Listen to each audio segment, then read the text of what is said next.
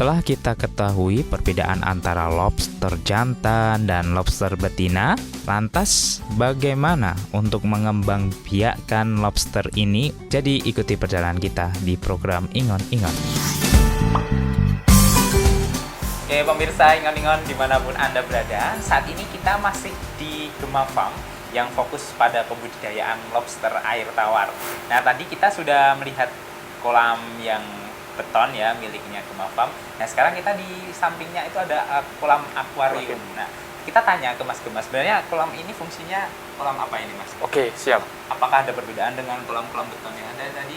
Oke, siap. Jadi kalau untuk kolam-kolam yang di sini Mas, nanti bisa untuk mengawinkan juga bisa. Jadi kita lebih mudah mengontrolnya nanti. Ya. Jadi ketika ada yang udah kawin, berarti nanti ada telurnya kan itu. Telurnya nanti bisa kelihatan gitu.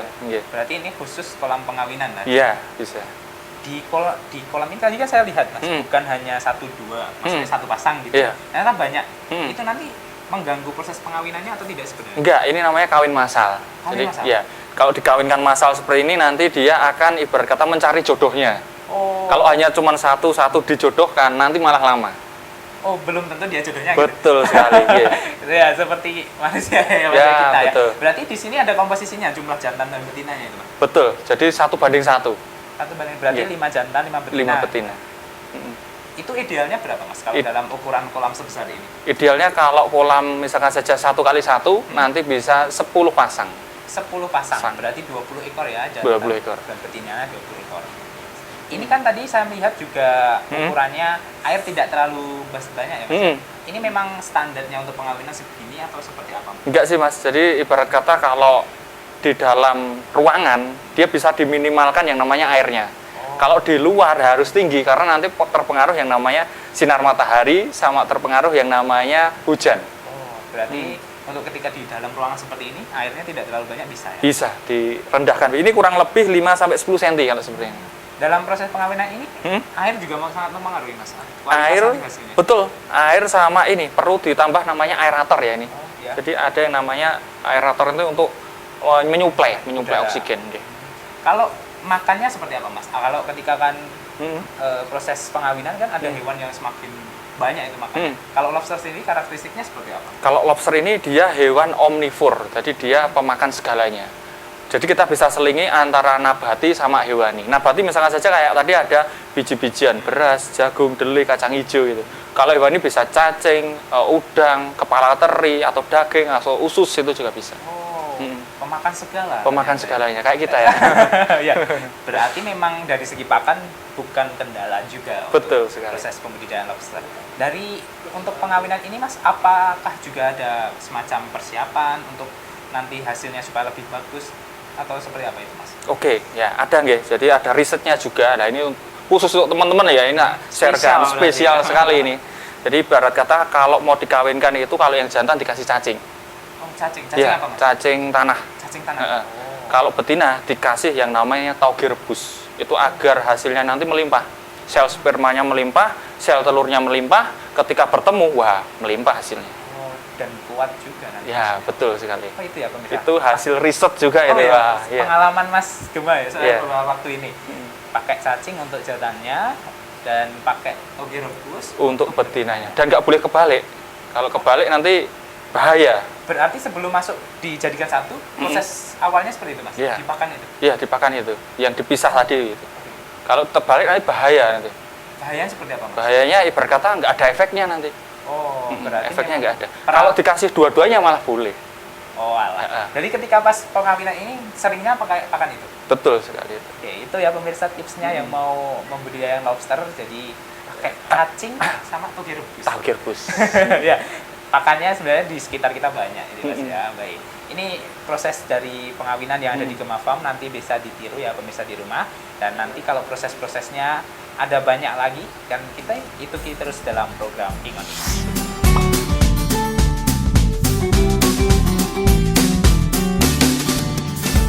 Halo pemirsa Ingon-Ingon. Lobster air tawar memiliki habitat alami yang berasal dari Australia. Lantas, jenis kolam yang tepat untuk pembudidayaan lobster air tawar ini seperti apa? Mau tahu informasi lebih lanjutnya? Jadi tetap ikuti kita dalam program Ingon-Ingon.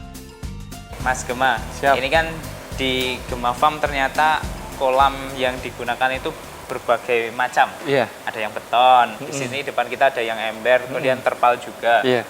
Sebenarnya ada nggak sih Mas semacam kelebihan atau kekurangan dari setiap kolam-kolam ini? Oke, ya, siap. Jadi tadi mulainya dari meminimalkan aset kan itu. Iya. Yang di rumah ada apa? Mungkin ada bak, Iya. bisa dipakai bak. Kemudian mungkin kalau mau pakai yang portable bisa dipindah-pindah ya kayak terpal ini bisa. Cuman kalau mau investasinya jangka panjang bisa pakai beton. Berarti tinggal aset yang mau kita kembangkan. Betul sekali. Dari segi untuk kehidupan lobster ini tidak berpengaruh ya Mas? Nggak pengaruh karena airnya kan air yang jernih juga. Air yang jernih digunakan. ya. Berarti dari bahan apapun asalkan dia memiliki dan bisa untuk tempat tinggalnya itu juga cocok untuk kolam. Insya Allah aman. Ada aeratornya juga ya Mas? Ada aeratornya. Kalau kolamnya agak besar ada ini sirkulatornya. Sirkulator. Ya, Fungsinya ini apa Mas? Ini fungsinya untuk penyaring kotoran-kotoran. Oh, jadi airnya nanti dikembalikan ke situ ya? Betul.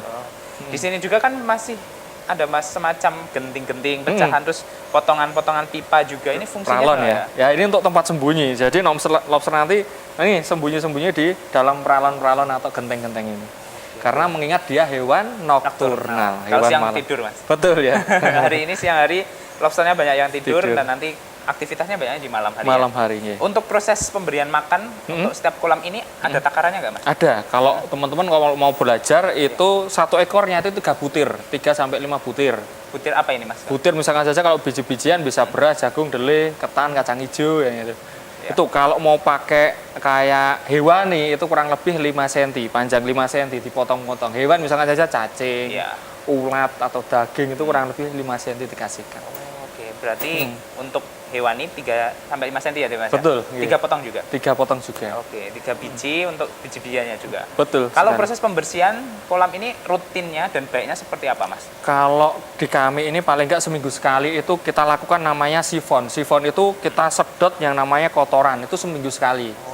Kalau misalkan saja kalau sisa pakan itu sehari sekali. Jadi sisa pakan kemarin, berlebih kita serok, kita buang gitu. Oke, berarti kalau lobster ini tidak suka yang namanya terlalu kotor itu atau seperti apa? Karena ini airnya juga kelihatan bersih terus ya. Apa seperti apa Mas? Sebenarnya kalau lobster ini dia kotor atau enggak itu ibarat kata dia aman-aman saja. Cuman kalau kotornya itu dalam hal amonia itu beracun. Ya kalau kotornya misalkan saja hal-hal yang organik misalkan saja kayak lumpur, kayak pecahan-pecahan genteng yang makin lama lapuk itu nggak masalah. Cuman kalau kotornya amonia lah itu beracun nanti. Jadi harus diangkat atau diserok. Oke.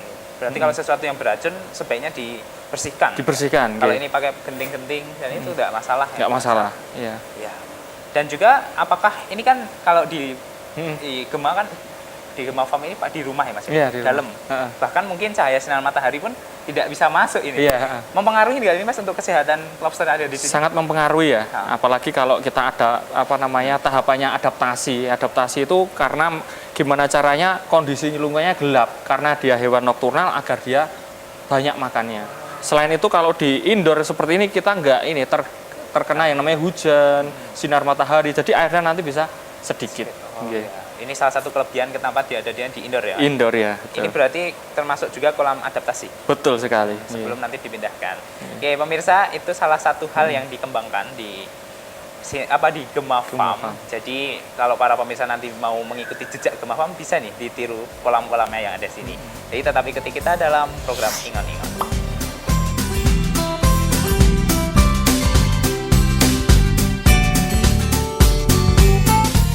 Pemirsa pasti penasaran proses pemijahan dari lobster air tawar ini seperti apa. Jadi pastikan pemirsa tetap bersama kami dalam program Ingon-Ingon. Kita udah jalan-jalan di kolam yang ada di Gema Farm. Ternyata pembudidayaannya di sini dari pembibitan sampai pembesaran itu banyak ya Mas, dan cuma dilakukan di sini ya Mas. Iya. Oh, kalau di pemijahan sendiri, kalau di Gema Farm apakah juga harus ada kolam khusus ini Mas untuk menetaskannya? Oke, siap. Jadi ketika udah digabung, kayak di depan tadi kan digabung, dicampur, nanti kita ketika ada yang bertelur baru kita pindah. Oh, Bisa kita pindah ke bak-bak atau kita pindah ke kolam-kolam beton seperti ini. Nah, nanti dari sini nanti baru ketika kita sortir yang pertumbuhan lambat nanti bisa masuk ke kolam pembesaran tadi. Oh, berarti yang pertumbuhannya cepat itu nanti Jadi induk lagi. Kalau pertumbuhan lambat jadi konsumsi. Konsumsi. Wow. Dua-duanya bisa digunakan dengan apa ya namanya? Punya fungsi masing-masing. Betul. Mau lihat yang bertelur? Mau, Mas. Siap. Seperti cekan apa ya? itu ternyata Oke, untuk siap. lobster yang mau bertelur itu bentuknya apakah juga sebesar dan mirip dengan yang sudah besar ini, Mas? Wah, ini udah menetas ya ini ya. Oh, udah menetas. Ya ini. Warnanya merah agak orange itu. Iya, ini namanya York ya. Ini cadangan makanannya. Makanannya. Nanti kurang lebih ini 2 mingguan lah nanti udah hilang cadangan makanan. Ini nanti menempel seperti ini di induknya terus. Iya. Nanti menempel kayak gini. Sampai Nanti dia menetas, hilang semuanya. Ini berarti belum menetas ini. Udah menetas. Udah menetas. Cuman masih ada yolknya tadi. Kuning telurnya masih. Sampai umur berapa ini nanti, Mas? Ini nanti kurang lebih ya 2 minggu lagi lah. Udah hilang yolknya, nanti udah ibarat kata udah lepas sendiri, udah mencari makan sendiri. Ketika yolknya udah habis, Ya. langsung nyebar sendiri. Betul sekali. Nanti kita ambil betinanya untuk diistirahatkan. Dengan kolam sebesar ini untuk memilih yang bibit-bibit kecil ini, bagaimana caranya, Mas? Dan nanti kita sortil, paling enggak ukuran 1 bulan Iya. atau 2 bulan kita sortil. Yang pertumbuhan cepat nanti kelihatan sekali. Sama Indukannya pertumbuhan nanti ketika sudah lepas juga diambil. Betul, udah lepas kita istirahatkan. Kasih tadi resepnya tadi masih ingat kan? Cacing sama tahu. Oke. Tahu rebus. Oke ya. Bukan tahu goreng. Kalau yang indukan seperti ini nanti bisa bertelur berapa kali, Mas? Kalau di Indonesia, Masya Allah dia bisa sepanjang tahun ya. Jadi berkata 2-3 bulan sekali bisa bertelur. Satu indukan bisa selama 2-3 bulan terus bertelur Terus ya. seumur hidupnya. Iya, seumur hidupnya. Karena dia mengingat dia ini hewan immortal, hewan abadi. Dia melakukan yang namanya proses ganti kulit. Bahkan dia ketika ganti kulit nanti dia muda lagi. Ada capit bagian tubuh yang terputus nanti tumbuh lagi. Masya Allah ya kan di situ hewan ini. Pantas saja. Ada anggapan ini hewan abadi. Iya, Mas ya. Kalau dari perawatan adakah semacam obat atau mungkin nutrisi tambahan untuk Belum ada, sampai sekarang belum ada. Makanya untuk bisnisnya ya ibarat kata masih blue ocean lah, masih bisa digarap semuanya. Pakannya belum ada, obat-obatan belum ada. Yang budidaya pun juga belum banyak gitu loh. peluangnya di berbagai hal masih ada ya, Mas? Betul sekali. Mas. Ya. Ini di kolam yang ini saya lihat tadi ada ikan-ikan juga, Mas. Betul. Bukan hanya lobster. Itu apakah tidak nanti mengganggu pertumbuhan dari lobster itu sendiri, Mas? Enggak. Jadi ikan-ikan ini biasanya ikan-ikan hias kayak gapi, kayak molly, swordtail ini fungsinya ini untuk memakan jentik-jentik nyamuk. Karena airnya kan kita jarang ganti, nanti takutnya ada jentik nyamuk. Kenapa malah diganti untuk proses kolam ini, Mas? Jadi malah jarang diganti, airnya jarang diganti agar nggak ada jentik nyamuk dikasih ikan. Oh gitu ya. Oh, berarti ada tipsnya untuk para pemirsa yang kolamnya nanti mungkin ada jentik-jentik yang bisa mengganggu siklus tumbuhnya dari lobster, pakai ikan. Betul, nanti bisa dikasih ikan. Ini tak lepas dulu ya. Iya, Mas. Itu berarti nanti tinggal ditunggu beberapa waktu menetas dan nanti siap dipindahkan untuk ke kolam pembesaran. Betul sekali. Oke, pemirsa, tetap ikuti perjalanan kita di Gema Farm dalam program Ingat.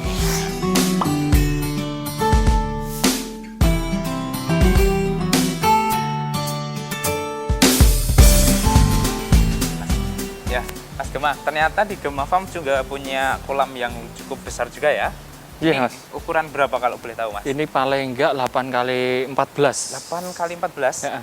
Ini untuk kolam apa, Mas? Ini pembesaran. Pembesaran. Pembesaran. Oh, berarti lobster yang ada di sini itu belum baru proses tumbuh gitu ya? Ya, betul.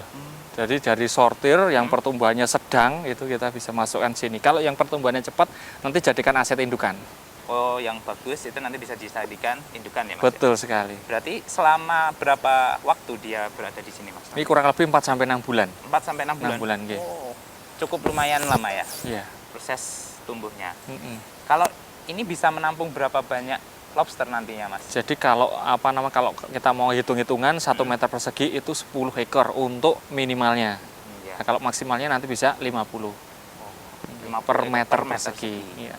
Jangan ini 8 kali 14. Ya. Dihitung sendiri ya pemirsa. Nah. Nanti yang ada di sini lobsternya berapa banyak gitu. Kalau untuk pemberian pakan dan lain sebagainya dalam proses pembesaran ini, apakah juga sama nanti, Mas? Sama. Jumlahnya 3 Sama, nggih. butir itu juga. Iya. Kalau di pembesaran malah kita nanti pakainya berapa persen dari berat totalnya itu. Ya kurang lebih 3-5% dari berat totalnya. 3-5% Dari berat total benihnya. Oke. gitu. Berarti perharinya itu kemungkinan ada peningkatan jumlahnya yang diberikan pakan. Betul sekali. Nanti takarannya kurang lebih per bulannya nanti meningkat itu. Ya. Untuk pemberian pakan sendiri, waktu yang tepat seperti apa, Mas? Kalau di tempat kami ini setiap pagi sama malam hari. Pagi sama malam hari. Pagi sama malam hari. Kenapa dipilih itu malam? Biasanya kan kalau yang ternak lain itu kan pagi sore ya, Mas ya. Ini durasinya terlalu lama. Menurut saya waktunya hampir mungkin 12 jaman. Kenapa, Mas? Apakah nanti tidak membuat lobster sendiri kelaparan atau seperti apa? Jadi mengingat lobster ini hewan nokturnal tadi, hewan malam tadi. Oh, karena malam. Ya, jadi 25% nanti di pagi, 75%-nya nanti di malam hari. Oh, malah porsinya lebih banyak di malam. Banyak di malam hari karena dia aktifnya itu di malam hari. Wow, ini ternyata untuk lobster punya ciri khas tersendiri ya pemirsa. Jadi kalau yang mau membudidayakan ya kita harus tahu karakter dari lobster itu seperti apa sekali, ya, Mas ya. Nah, selama 4 bulan ini nanti kemungkinan satu ekor itu bisa sampai berat berapa, Mas? Nanti kurang lebih 50 gram. 50 gram. Jadi 1 kilonya kurang lebih isi 20. Oh, itu termasuk karakteristik dalam lobster yang besar ya, Mas? Iya. Kalau di lobster ini ibarat kata jangan dibandingkan dengan lobster laut ya. Karena laut kan yang budidaya langsung sang pencipta kan di samudra luas kan gitu. Nah, kalau ini memang di kolam-kolam seperti ini konvensional. 50 gram. Ya itu besar ya, Mas ya. Sudah besar, apalagi kalau untuk 1 kilonya 20 ekor ya, kurang lebih ya. Ini nanti ke depan kalau semisal ini tidak apa ya, Mas namanya? Tidak berkembang. Apakah juga nanti ada semacam pemisahan lobster sendiri atau seperti apa, Mas? Kalau di sini khusus untuk ini apa namanya konsumsi ya. Bahkan kalau di sini namanya ini wedi lobster. Jadi selain untuk kita pembesaran, kadang teman-teman bisa kalau yang di sebelah sana kan udah agak besar nih, bisa nyemplung ngambil lobster langsung bisa diolah kalau di sini kan gitu. Khasnya di Gemah ya, di wedi lobster ini. Di wedi lobster. Bisa ngambil terus dimasak. Betul. Waktu yang ditunggu-tunggu dari pembudidayaan adalah masa panen. Nah, seperti apa proses pemanenan yang ada di Gemah Farm? Ikuti perjalanan kita di program Ingon Ingon. Ini lobsternya udah siap panen dan ini untuk konsumsi. Betul, untuk konsumsi. Jadi yang grade tadi yang pertumbuhannya sedang sampai lambat nanti kita besarkan aja jadi konsumsi. Yang grade-nya bagus untuk indukan. Kalau dalam proses pemanenan ini, Mas, apakah nanti langsung semua diambil dalam sekali panen atau seperti apa? Kalau di kami ya ini, Mas, kalau di sini kan ibarat kata untuk konsumsi resto ya. Jadi ketika kita butuh ya kita ambil gitu. Oh, berarti kalau semisal kita beli makanan di lobster ini fresh, jadi langsung ngambil di kolam. Kadang kalau belinya takut ya nanti diambilkan teman-teman ini. Oh iya. Ini kalau para pemirsa mau datang ke wedi lobster, fresh untuk lobsternya loh. Sangat luar biasa. Rasanya juga nanti nikmat sepertinya. Ya, itu Masnya dapat ya. Oh, ini ada teknik menangkapnya nggak, Mas? Ya, ini pegangnya dari belakang ya. Kalau dari depan nanti dicapit. Kalau dari belakang insya Allah aman. Oh, pantas di Gemah Farm ini salam capit, Mas. Ya, salam capit. Salam capit ya. Ya, kalau di pemanenan ini apakah nanti juga setelah selesai kolamnya dibersihkan atau ada perawatan khusus ini, Mas? Enggak sih, Mas, enggak. Lah ini nih, panennya ini ya. Bisa dicek lah ini untuk lobsternya. Ini lobsternya ya para pemirsa. Ini hasil panen yang ada di Gemah Farm besar-besar dan nanti bisa juga untuk konsumsi ya. Iya. Untuk internal wedi lobster saja sepertinya kurang-kurang, Mas. Betul. Jadi silahkan untuk para pemirsa yang nanti mau budidaya masih banyak peluang. Kayak di pinggir jalan juga banyak. Resto-resto Lamongan ya.